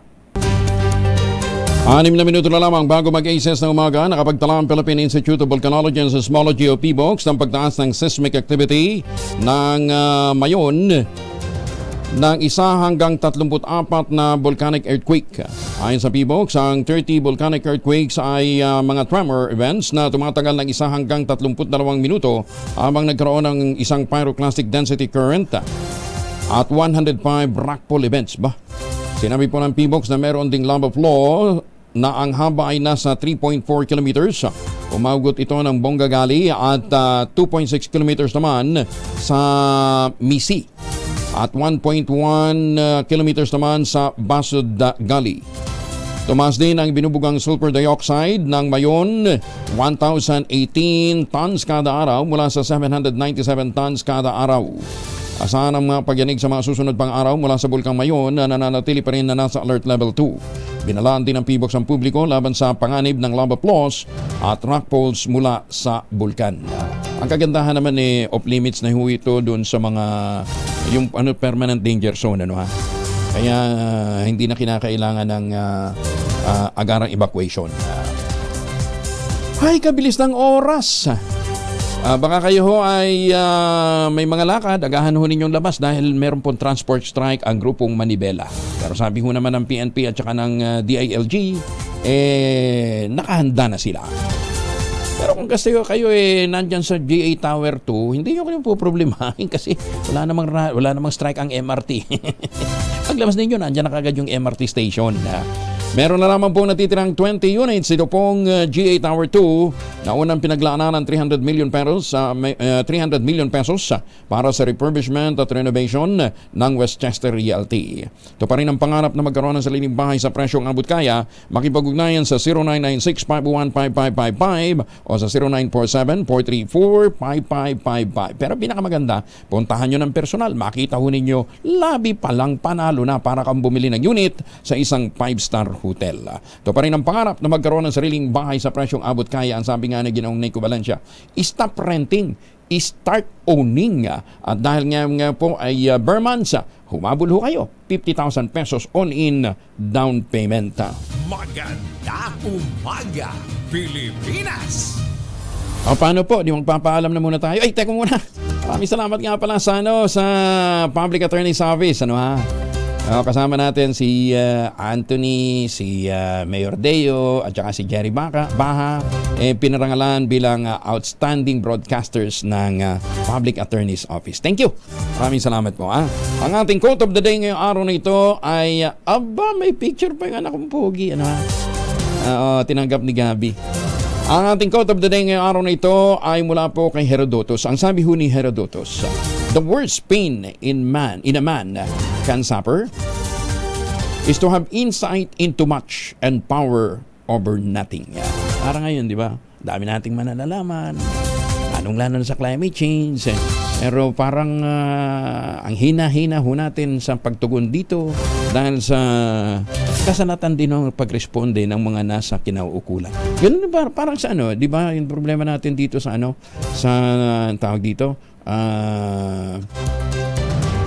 yung hacking. Kaso bukas pag-usapan ho natin. Ang problema ho natin dito sa hacking, hanggang ngayon kukunti po yung data privacy officers natin. Huling na-hack ang Kongreso. Di ba? Patuloy ho tayo magiging vulnerable sa mga ganyang klaseng atake kung hindi ho natin naiintindihan kung paano po ito lalabanan sa pamamagitan po ng dagdag na manpower. May pondo naman, bakit hindi ho tayo mag-train ng mas marami? 2x2, susunod na Kuya Angel Angelo Palmones, nag-iiwan sa inyo na isang magandang umaga. Magtanim ng kawayan para sa kalikasan at kabuhayan. -2 bago mag 2x2.